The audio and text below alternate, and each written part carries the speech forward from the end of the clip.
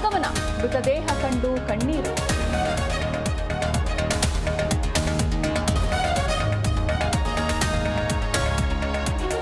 Roy suicide ಸುತ್ತ ಅನುಮಾನದ ಹುತ್ತ, Bowring ಆಸ್ಪತ್ರೆಯಲ್ಲಿ ಮರಣೋತ್ತರ ಪರೀಕ್ಷೆ.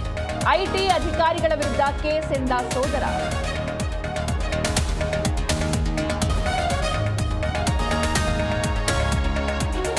ಕೊಟ್ಟೂರು ಪಟ್ಟಣದಲ್ಲಿ ತ್ರಿವಳಿ ಕೊಲೆ ಪ್ರಕರಣ, ಶೀಘ್ರ ಕೊಟ್ಟೂರು ಪಟ್ಟಣಕ್ಕೆ ಆರೋಪಿ. ಎಸ್ಪಿ ಜಾಹ್ನವಿ, ಎಸ್ಪಿ ಮಂಜುನಾಥ್ ಸ್ಥಳದಲ್ಲೇ ಮೊಕ್ಕಾಂ.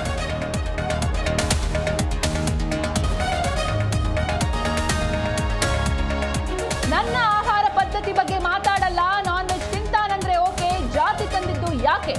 ನನ್ನ ಆಹಾರ ನನ್ನ ಚಾಯ್ಸ್ ಎಂದ ಜಾಲಿ.